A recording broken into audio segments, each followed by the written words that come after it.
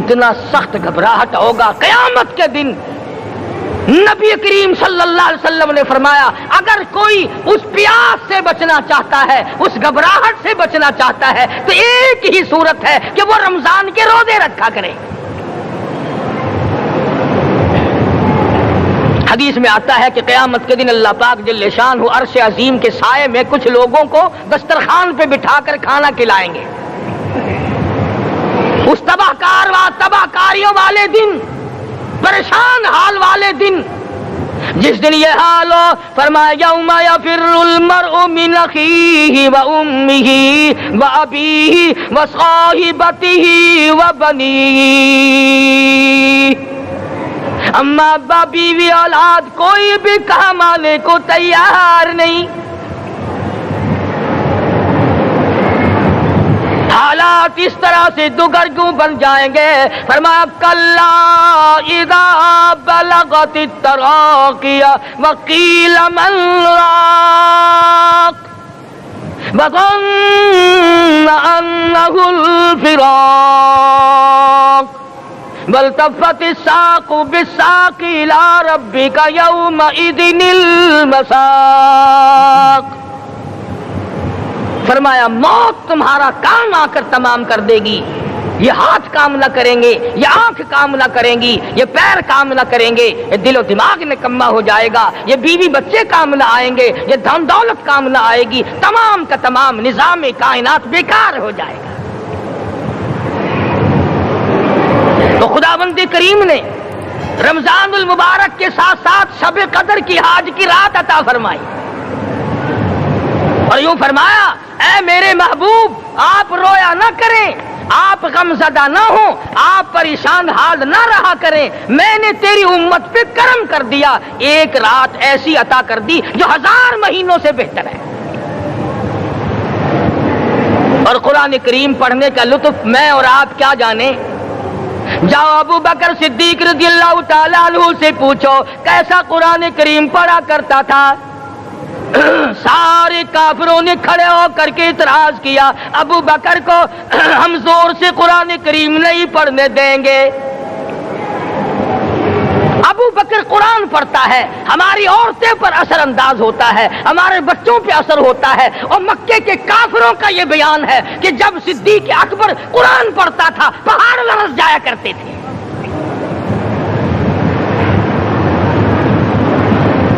صدیق سے قرآن پڑھنا سیکھو. فاروق اعظم نے اسی قرآن کریم کے ذریعے سب کچھ حاصل کیا. ساری رات فاروق اعظم قرآن کریم کی تلاوت کیا کرتے تھے, ایک ایک رکعت میں پورا ختم قرآن کرتے تھے. آج تو یہ باتیں کہانی نظر آتی ہیں. صدیق اکبر سے قرآن پڑھنا سیکھو, فاروق اعظم سے قرآن کریم پڑھنا سیکھو. سیدنا عثمان ذی النورین رضی اللہ تعالیٰ ایک رات میں اور ایک رکعت میں پورا قرآن ختم کیا کرتے تھے. نبی کا دوہرا داماد عثمان ذی النورین,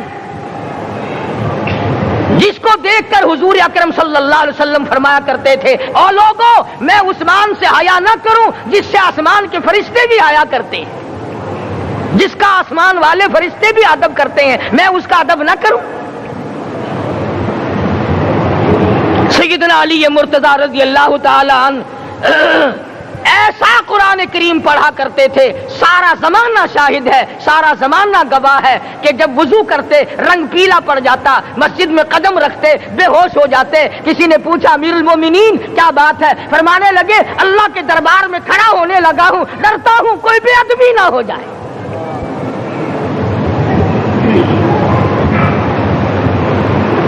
قرآن کریم ان سے پڑھنا سیکھو. حسین نے تلواروں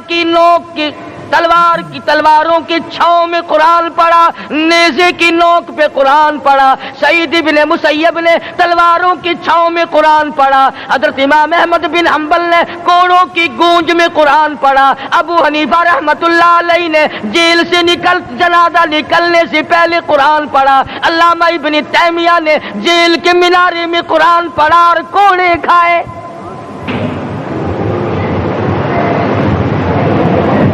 تم تم بھی قرآن پڑھتے ہو، جب کوئی مر جائے نا پھر قرآن پڑھتے ہیں، اور وہ بھی صحیح سالم پورا نہیں ہوتا۔ کیوں پڑھے؟ کوئی باپ مرے تیرا قرآن کریم پڑھے مولوی، کیوں؟ تیرے باپ کے نوکر ہے مولوی؟ تم خود کیوں نہیں پڑھتے؟ تمہارا خود کا تو یہ حال ہے کہ جن کپڑوں میں باپ نے دم توڑا، جن کپڑوں میں ماں نے دم توڑا، جن کپڑوں میں گھر والی نے دم توڑا، جن کپڑوں میں بھائی نے دم توڑا، وہ سارے کپڑے الگ رکھتے ہو۔ ارے ظالمو، تمہیں اپنے ماں باپ کے کپڑوں سے نفرت ہے۔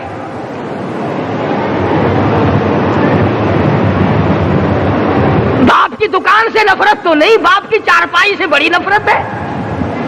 جس بستر پہ باپ دم توڑے تم اس بستر کو نہیں استعمال کرتے۔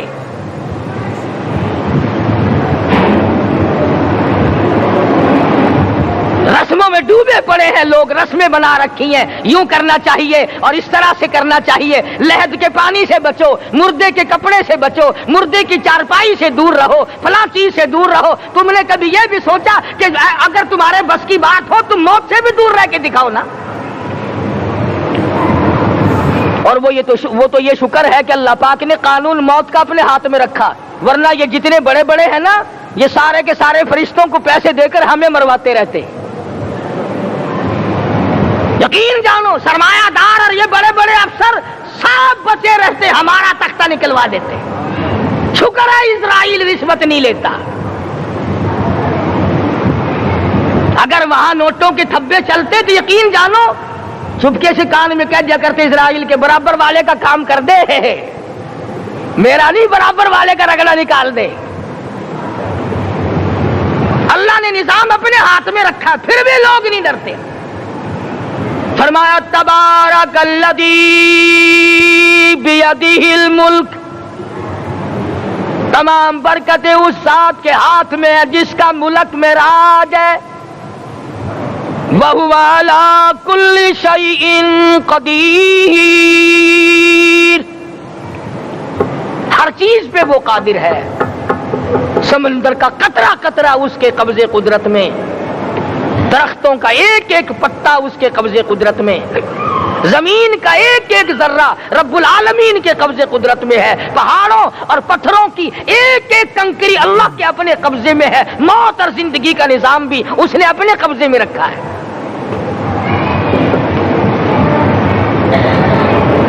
قرآن کریم ان سے پڑھنا سیکھو اگر کسی نے پڑھنا ہے۔ مجد الفی ثانی سرہندی رحمت اللہ علیہ جب قرآن کریم پڑھا کرتے تھے، تھوڑا سا پڑھتے پھر بے ہوش ہو جاتے۔ شاہ ولی اللہ نے مار کھا کر قرآن کریم پڑھا، شاہ عبدالعزیز کے دونوں ہاتھوں کے انگوٹھے کھینچ کر نکال دیے گئے، مگر قرآن پڑھا۔ مولانا شاہ اسماعیل شہید رحمت اللہ علیہ کو بالا کوٹ میں ٹکڑے کر دیے گئے، مگر اللہ والے نے قرآن کی تلاوت نہ چھوڑی۔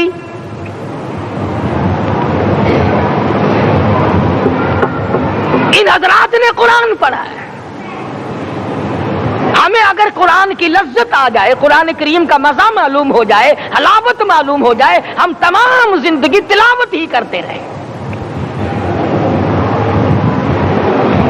حضرت لاہوری رحمت اللہ علیہ رات دن تلاوت کیا کرتے تھے۔ ظالم افیسروں نے برف کی سلی پہ لٹا لیا اور حضرت سے کہا گیا کہ آپ اپنے مطالبے ختم نبوت سے دستبردار ہو جائیں، تو حضرت نے جواب دیا میں جان کا سودا کر چکا ہوں، ایمان کا سودا نہیں کرتا۔ سید عطا اللہ شاہ صاحب بخاری سب کہہ دو رحمت اللہ علیہ جیل میں ہیں، 20 سیر گندم روزانہ پیسنے کے لیے ملتی ہے، پسا ہوا آٹا انتظامیہ کے حوالے کر دیتے ہیں۔ حیران ہے انتظامیہ، کس وقت چکی چلاتا ہے بخاری، کس وقت پیستا ہے، یہ تو قرآن پڑھتا رہتا ہے۔ سپرڈنٹ جیل نے چھاپا مار کر دیکھا، پچھلی رات کو قرآن کریم بیٹھا ہوا بخاری پڑھ رہا ہے، سورت یوسف کی تلاوت ہو رہی ہے، چکی خود بخود چل رہی ہے، دانے خود بخود اٹھ کر چکی میں پڑھ رہے ہیں۔ یہ حضرات تھے جنہوں نے قرآن مجید لذتوں کے ساتھ پڑھا۔ غازی علم الدین نے پھانسی کی کوٹڑی میں رات دن قرآن کی تلاوت کر کر کے حضور اکرم صلی اللہ علیہ وسلم کا روزانہ دیدار کیا۔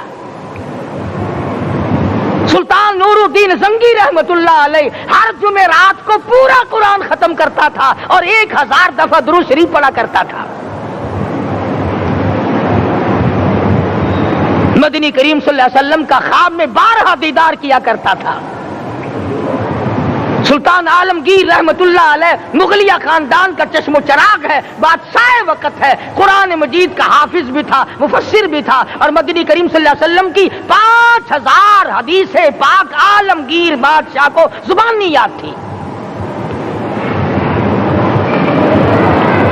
اور اتنا اچھا مسلمان آدمی تھا کہ ساری زندگی میں تہجد کی نماز قضا نہیں کی، ساری زندگی میں۔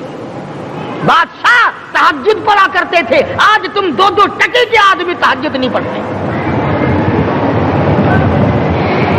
یہی وجہ ہے کہ ہم آج کافروں کے سامنے مرغوب ہیں، مغلوب ہیں، ان سے دبے ہوئے ہیں۔ کبھی اسرائیل فلسطینیوں کو مارتا ہے، کبھی لبنان کو مارتا ہے، کبھی شام پہ چڑھائی کرتا ہے۔ یہی وجہ ہے ہم نے قرآن چھوڑا، اللہ پاک نے اپنی رحمت کی چادر ہمارے سر سے اتار لی۔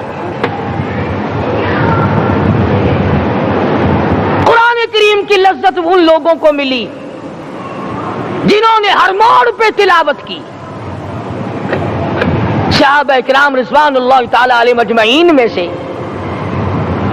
ایک رات ایسی آئی، حضور صلی اللہ علیہ وسلم نے فرمایا کہ آج ہماری پہرے داری کون کرے گا؟ 2 انصاری جوان اٹھے اور وہ کہنے لگے کہ ہم کریں گے۔ چنانچہ حضور صلی اللہ علیہ وسلم نے ان کو پہرے دار بنا دیا۔ کمال کی زندگی صحابہ کرام کی، کوئی کسی کی کوٹھی کی چوکیداری کرے گا، کوئی کسی کے بنگلے کی چوکیداری کرے گا، کوئی غلہ منڈی کی چوکیداری کرے گا، کوئی سبزی منڈی میں چوکیداری کرے گا، کوئی کپڑا مارکیٹ میں چوکیداری کرے گا، کوئی لوہا مارکیٹ میں چوکیداری کرے گا۔ یہ انصاری جوان کتنے خوش نصیب ہے جو کالی کملی والے کے لشکر کی چوکیداری کر رہے ہیں۔ دونوں نوجوانوں نے آپس میں مشورہ کیا کہ بھئی جاگنا تو ویسے بھی ذمہ لگ گیا، تو سو جا میں جاگتا ہوں۔ چنانچہ جاگنے والے نے سوچا کہ خالی جاگ کر کیا کروں گا، قرآن کریم کی تلاوت کروں اور نماز کی نیت باندھ کر تلاوت کروں تاکہ پروردگار عالم راضی ہو جائے۔ فرمایا فاذکرونی اذکرکم واشکروا لی ولا تکفرون، تم مجھے یاد کرو میں تمہیں یاد کروں گا، اگر تم مجمع میں مجھے یاد کرو گے میں فرشتوں کے مجمع میں تمہیں یاد کروں گا، اور اگر تم مجھے تنہائی میں بیٹھ کے یاد کرو گے تو اللہ پاک جل شانہ فرماتے ہیں میں تمہیں عرش عظیم پہ یاد کروں گا۔ جس نوجوان نے اپنے ذمہ جاگنا لیا، قرآن کریم کی تلاوت شروع کر دی، نماز کی نیت باندھ کر سورت کہف پڑھنے لگا، دشمن کی طرف سے تیر لگا کمر میں، پتہ ہی نہ چلا کیسی نماز پڑھتا ہوگا کہ اس کو پتہ ہی نہ چلا۔ دوسرا تیر لگا، تیسرا تیر لگا، خون بہ کر سونے والے ساتھی کے نیچے پہنچا۔ اس نے اٹھ کر شور مچایا نماز ختم کر، دشمن آ گیا۔ چنانچہ جب نماز ختم کی تو کمر پہ ہاتھ لگا کر کہنے لگا کہ میری کمر میں تو تیر چبھے ہوئے ہیں۔ انہوں نے کہا تجھے پتا نہیں؟ کہنے لگا نہیں مجھے کوئی پتا نہیں۔ اب وہ صحابی کھینچ کر نکالنے لگا، وہ جس کو لگے ہوئے تھے وہ کہنے لگا کہ اب تو دکھ ہوتا ہے، میں دوبارہ نیت باندھتا ہوں، قرآن پڑھنے لگوں گا، پھر نکالنا مجھے پتہ نہ چلے گا۔ اور مسلمانوں خدا کی قسم نبی کے دیوانوں نے، نبی کے پروانوں نے ایسا قرآن پڑھا تیر چبھتے گئے پتہ ہی نہ چلا۔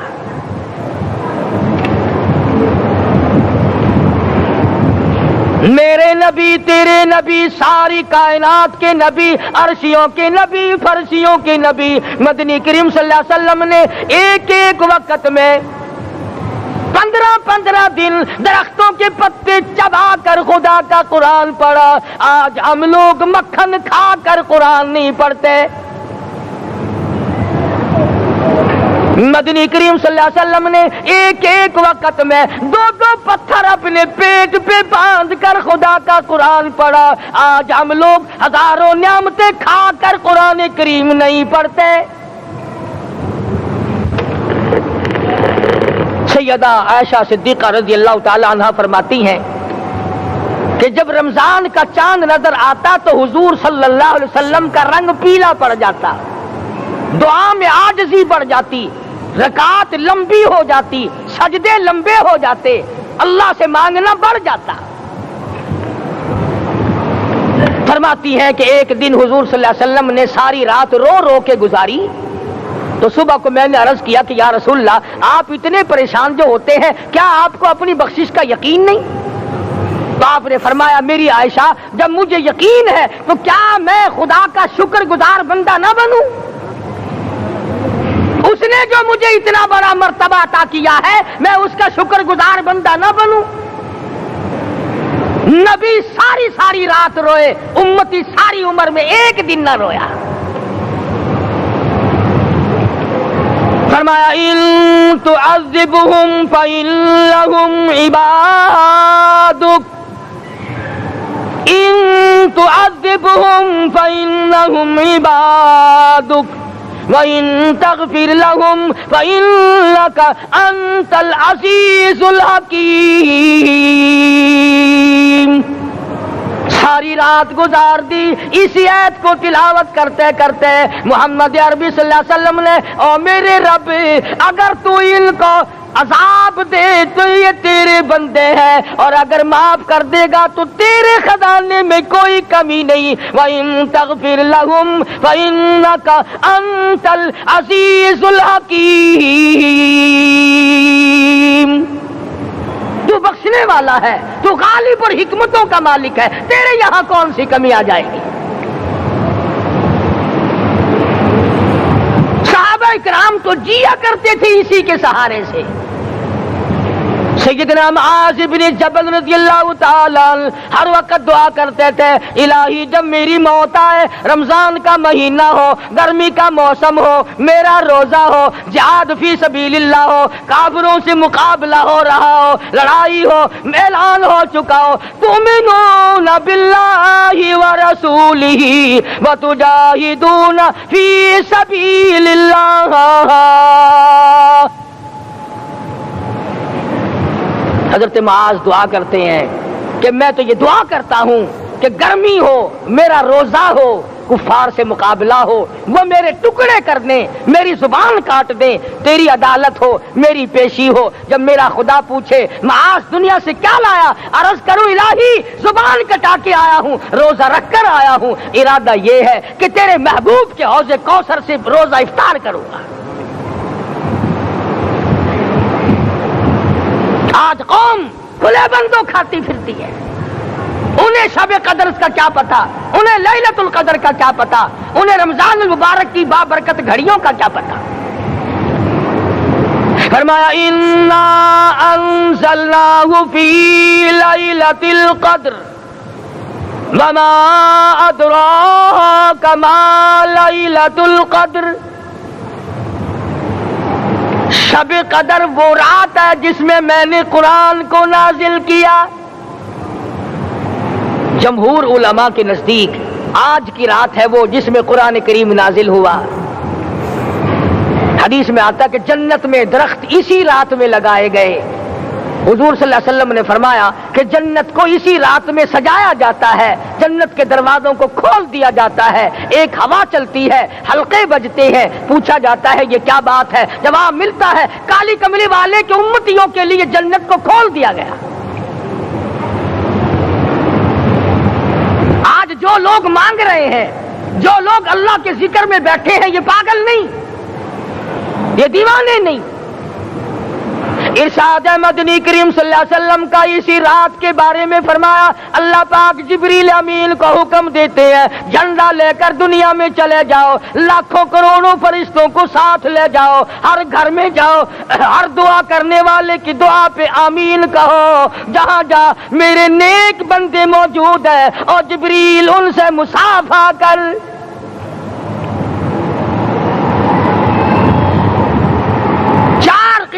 آدمی آج بھی محروم ہے. مرد بھی عورتیں بھی کان کھول کر سن لیں. 4 قسم کے آدمی آج کی رات بھی اللہ کی رحمت سے محروم ہے, شب قدر کی برکتوں سے محروم ہے, سعادتوں سے محروم ہے, رمضان کی خوشبختیوں سے محروم ہے. 4 قسم کا آدمی. سب سے پہلا شرک کرنے والا, اللہ کی ذات میں صفات میں کسی ولی کو, کسی پیر کو, کسی فقیر کو, کسی پیغمبر کو, کسی غوث قطب اور ابدال کو جو شریک کرتا ہے, نہ اس کو شب قدر کام آتی ہے نہ رمضان کام آتا ہے. شرک اتنی بری لعنت ہے کہ تمام اعمال کی جڑیں اکھاڑ کر پھینک دیتا ہے. آج مسلمان چلاک بڑے ہیں. اگر ہندو پتھر کا بت بنا کر پوجے تو وہ تو کافر ہے, اور مسلمان قبر بنا کر پوج لیں تو وہ پکا مومن ہے. الف لام میم سے لے کر والناس تک سارا قرآن پڑھو, ترجمے چھپے ہوئے ترجموں کے قرآن پڑھو. فرمایا لا تشرک باللہ, اے معاذ اللہ کی ذات و صفات میں کسی کو شریک نہ بنانا. ان قتلتا او حرقتا, یہاں تک کہ تجھے چاہے جلا دیا جائے یا قتل کر دیا جائے, جلا کر خاک کر دیا جائے, اللہ کی ذات صفات میں کسی کو شریک نہ بنانا. اور یہی مفہوم ہے لا الہ الا اللہ محمد الرسول اللہ صلی اللہ علیہ وسلم کا. فاران کی چوٹیوں پہ کھڑے ہو کر کالی کملی والے صلی اللہ علیہ وسلم نے جو سب سے پہلا خطبہ دیا, جو سب سے پہلا نرالا خطبہ دیا, وہ یہی تھا لا الہ الا اللہ, اللہ کے سوا معبود کوئی نہیں, پوجا کے قابل کوئی نہیں, نظر نیاز کے قابل کوئی نہیں, حاجت روا کوئی نہیں, مشکل کشا کوئی نہیں, تیری میری فریاد سننے والا کوئی نہیں, ایک اللہ کی ذات ہے.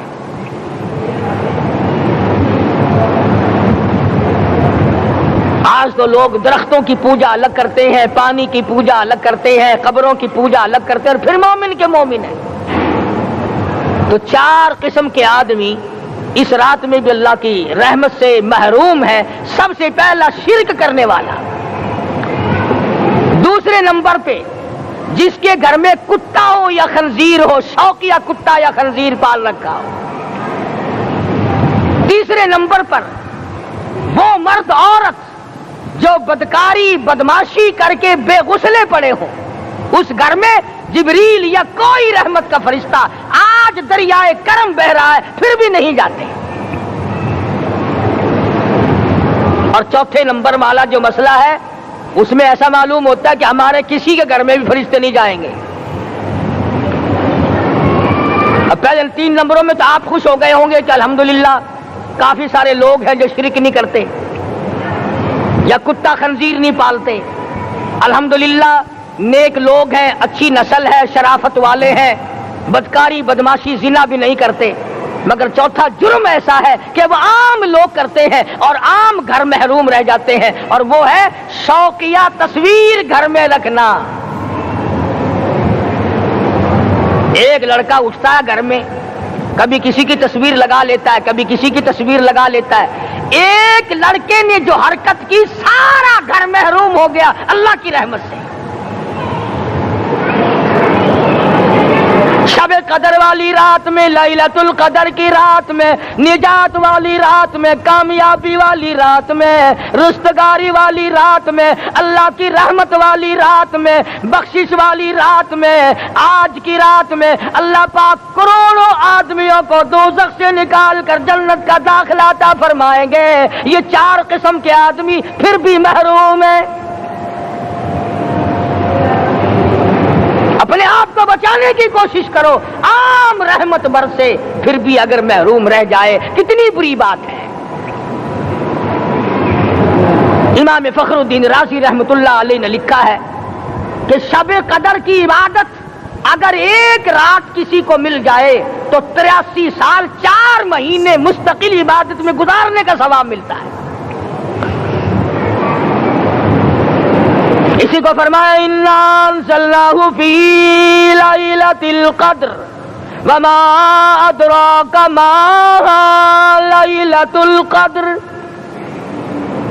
یہ وہ برکت والی رات ہے، یہ وہ رحمت والی رات ہے، اور لوگوں مانگنے والی رات ہے، جھولی پھیلانے والی رات ہے، بگڑی بنوانے والی رات ہے، اجڑوں کو بسانے والی رات ہے، بچھڑوں کو ملانے والی رات ہے، اللہ کا دروازہ کھٹکھٹانے والی رات ہے، اللہ کے آسمان کی طرف سے آوازیں آتی ہیں، مانگو کیا مانگتے ہو، وہ رات ہے۔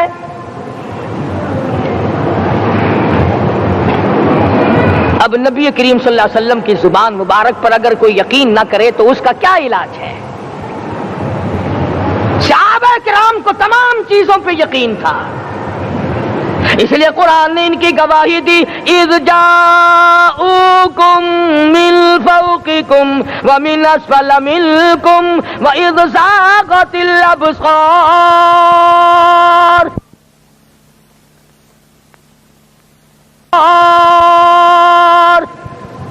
وبلغت القلوب الحناجر۔ فرمایا کہ صحابہ کے سانس گلے میں اٹک گئے تھے، پیاس اور بھوک کی وجہ سے میدان جہاد میں کھڑے تھے، پریشان حال تھے، مگر پھر بھی اتنا مضبوط ایمان تھا، کہتے تھے وما زادہم الا ایمانا و تسلیما، ہمارا نبی سچا، ہمارا خدا سچا، ہمارا قرآن سچا۔ بے شمار واقعات قرآن کریم پیش کرتا ہے صحابہ کرام کے کہ انہوں نے اپنی زندگی میں کبھی بھی اس قسم کا کام نہیں کیا جو جس سے اسلام بدنام ہوتا ہو۔ حضرت امیر معاویہ رضی اللہ تعالیٰ عنہ کاتب وحی قرآن کا منشی اتنا سچا عاشق تھا، اتنا بڑا دیوانہ اور پروانہ تھا، صلح حدیبیہ والے دل جو مدنی کریم صلی اللہ علیہ وسلم کے منہ مبارک، بال مبارک ہاتھ آئے، حضور کے ناخن ہاتھ آئے، آخری وقت میں وصیت کی جب مجھے غسل دے کر فارغ ہو جاؤ، جب کفن پہنا چکو، جب میرا منہ کفن میں چھپانے لگو، میرے آقا کے ناخن اور بال میرے آنکھوں پہ رکھ دینا۔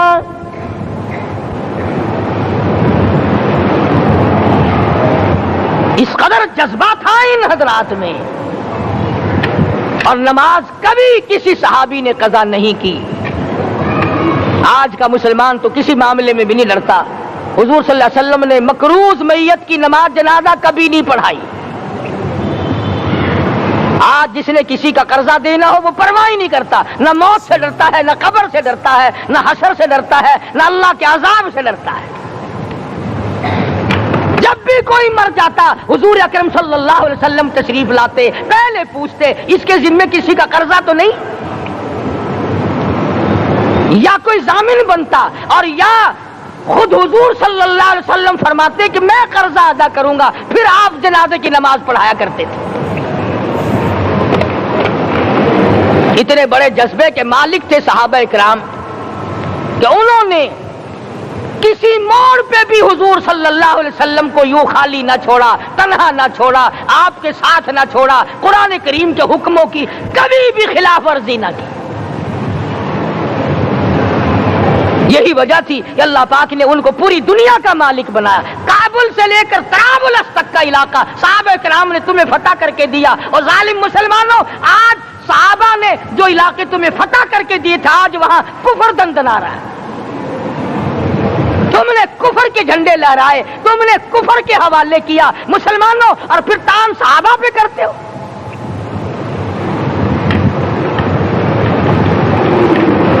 آج کی رات کے بارے میں قرآن کریم فیصلہ کرتا ہے، فرمایا لیلۃ القدر خیر من الف شہر،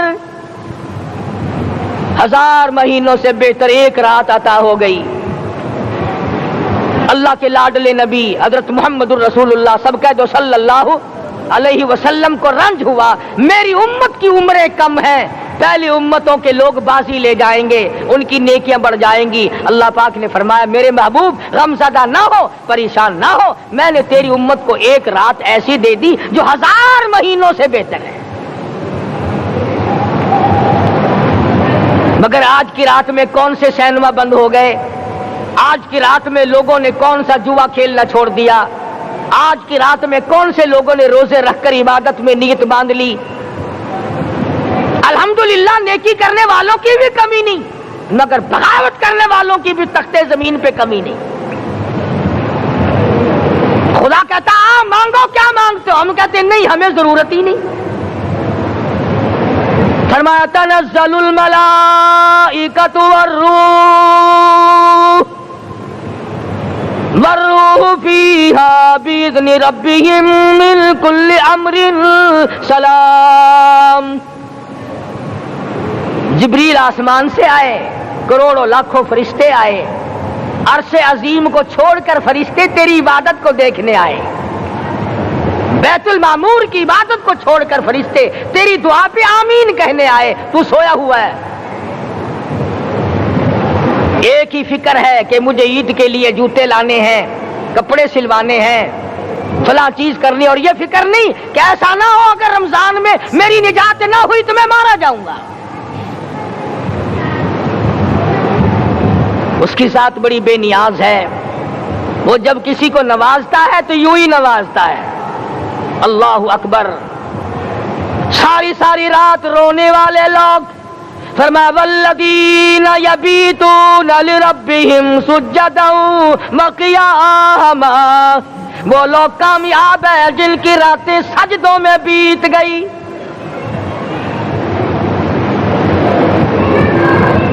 ان مسجدوں میں ہم سے قرآن نہیں پڑھا جاتا، پنکھوں کے نیچے قرآن نہیں پڑھا جاتا۔ مولانا حسین احمد مدنی اور حضرت شیخ الہند رحمت اللہ علیہ نے قاہرہ کے جیل خانے میں 18 سیر مکئی پیستے پیستے خدا کا قرآن پڑھا۔ چکی چلاتے چلاتے قرآن یاد کیا اور قرآن پڑھا۔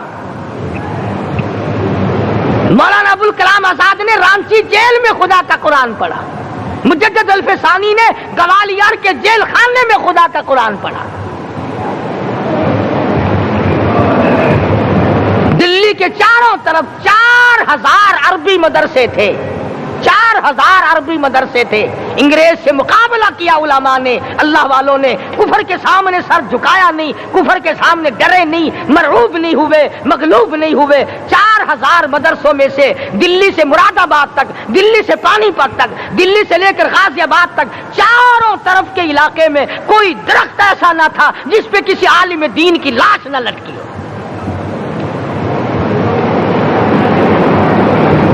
اسلام کی حفاظت بابو نے نہیں کی، اسلام کی حفاظت انگریزی خانوں نے نہیں کی، بوریا نشینوں نے کی ہے، مسجد میں بیٹھنے والوں نے کی ہے، لوٹے سے وضو کرنے والوں نے کی ہے، سوکھے ٹکڑے کھانے والوں نے قرآن کی حفاظت کی ہے، انگریزی خانوں نے نہیں کی ہے۔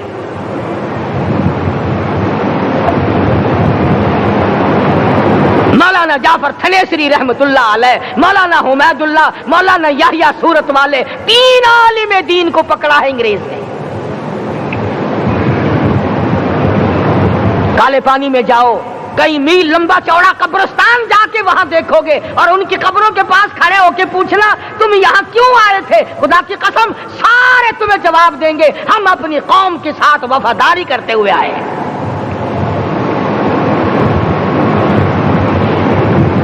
پیروں میں بیڑیاں ہیں، چابک مارے جا رہے ہیں علماء دین کو۔ امبالے کی جیل میں روزانہ پٹائی ہوتی، روزانہ مارا جاتا ہے۔ لاہور تک گھسیٹ کر لایا گیا، 20 سیر لوہا علماء کے، اللہ والوں کے پیروں میں ڈال رکھا ہے۔ تم نے تو صرف یہی سوچا ہے نا کہ کوئی مر جائے گا تو چھولوں پہ بیٹھ کے قرآن پڑھیں گے۔ نہیں نہیں، اللہ والوں نے پیروں میں بیڑیاں پہن کر قرآن پڑھا، ہاتھوں میں ہتکڑیاں پہن کر قرآن پڑھا، چابک اور کوڑوں کے سائے میں قرآن پڑھا، تلوار کی نوک پہ قرآن پڑھا۔ مولانا جعفر تھنیسری رحمت اللہ علیہ فرماتے ہیں کہ ہم تینوں کو پھانسی کا حکم دے دیا انگریز نے، تو جو پروانہ لے کر آیا ہم بڑے خوش ہوئے، اچھلنے لگے، کودنے لگے کہ لو بھائی اللہ پاک نے شہادت کا انتظام کر دیا۔ فرمایا وَلَا تَقُولُوا لِمَن يُقْتَلُ فِي سَبِيلِ اللَّهِ أَمْوَاتٌ بَلْ أحياء ولكن لا تشعرون. جو میری راہ میں مارا گیا، جو میرے نام پہ مارا گیا، اسے تم مردہ نہ کہو، اس کی زندگی کی تم تمیز کر ہی نہیں سکتے.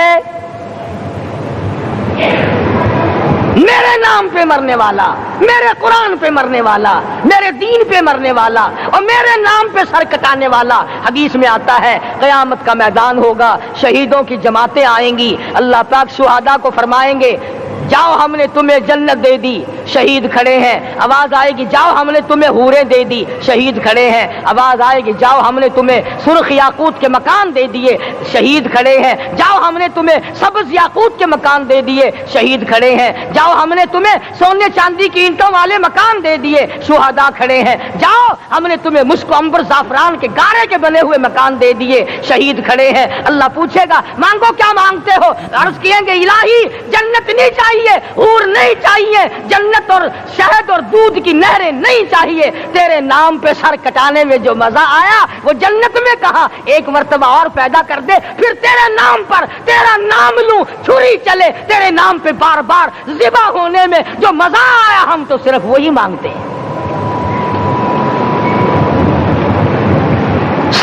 اور خود سرکار مدینہ سب کہہ دو صلی اللہ علیہ وسلم نے فرمایا کہ مجھے اللہ کی راہ میں 100 مرتبہ ذبح کیا جائے، 100 مرتبہ زندہ کیا جائے، میں پھر بھی لا الہ الا اللہ محمد الرسول اللہ کی توحید کی تبلیغ سے میں پیچھے نہیں ہٹوں گا.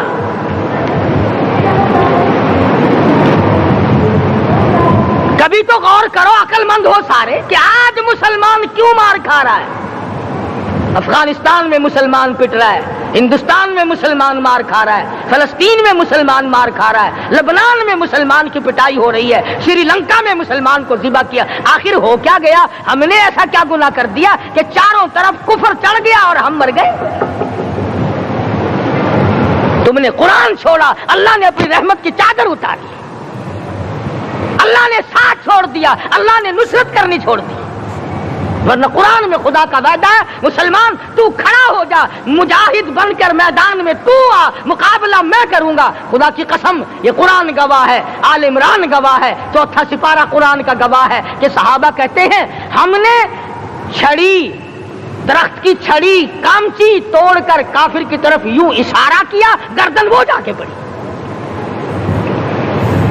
میدان بدر میں مرنے والے کافروں کا بیان ہے کہ ہمیں انہوں نے نہیں مارا، ہمیں تو کسی اور نے مارا ہے.